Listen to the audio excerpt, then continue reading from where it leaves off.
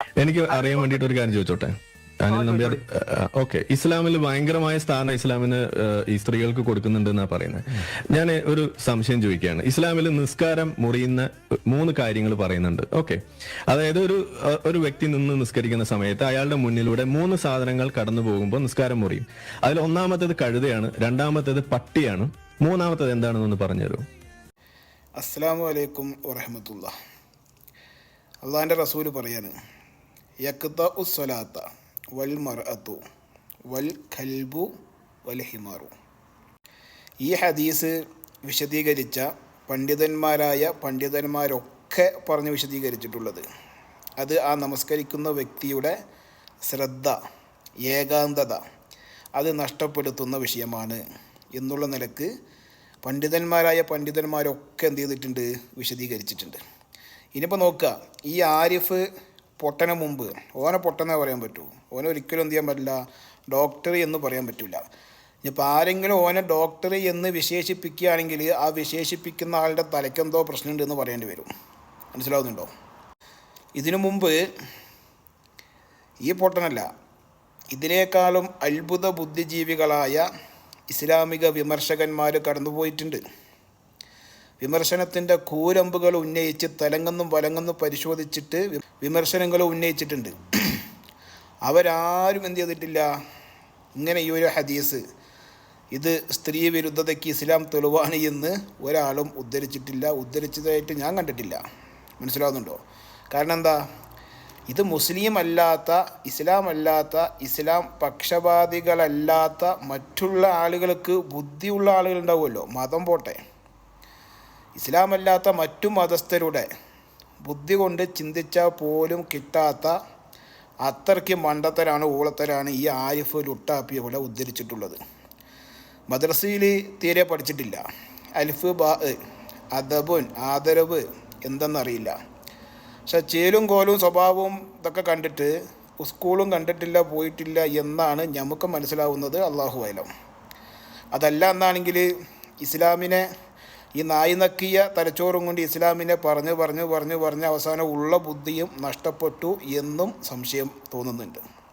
കാരണം യക്തറു സ്വലാത്ത നമസ്കരിക്കുമ്പോൾ വൽ മർഅതു അല്ലെങ്കിൽ വൽ ഹിമാറു വൽ കൽബു,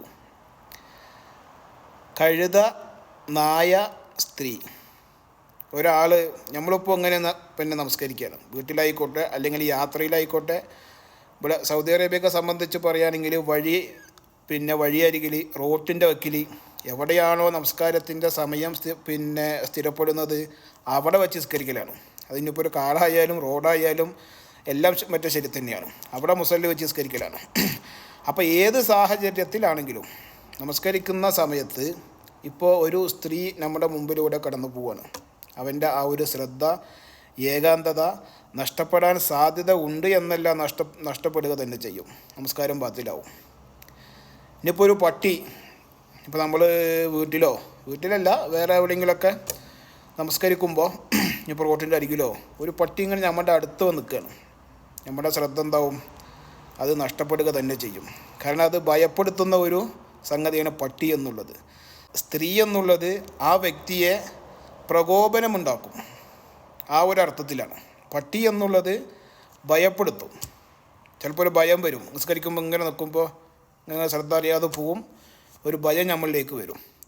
കഴുത എന്നുള്ളത് അതിൻ്റെ ഒരു എന്താ പറയുക, ഒരു ശബ്ദം, ഒരു പ്രത്യേക തരത്തിലുള്ള ഒരു ശബ്ദമാണല്ലോ. അപ്പോൾ അത് കേൾക്കുമ്പോൾ നമ്മുടെ എന്താവും, ശ്രദ്ധ, ഏകാന്തത നഷ്ടപ്പെടും. ആ ഒരർത്ഥത്തിലാണ് ഇസ്ലാമിക പണ്ഡിതന്മാരൊക്കെ ഈ ഹദീസിനെ വിശദീകരിച്ചിട്ടുള്ളതും. ഇസ്ലാം അല്ലാത്ത മറ്റു മതസ്ഥർ ഇത് കേൾക്കുമ്പോൾ ഓരും അങ്ങനെ മനസ്സിലാക്കിയത് പ്രാർത്ഥനയുടെ ഭാഗവുമായിട്ട് ബന്ധപ്പെട്ടതാണ്.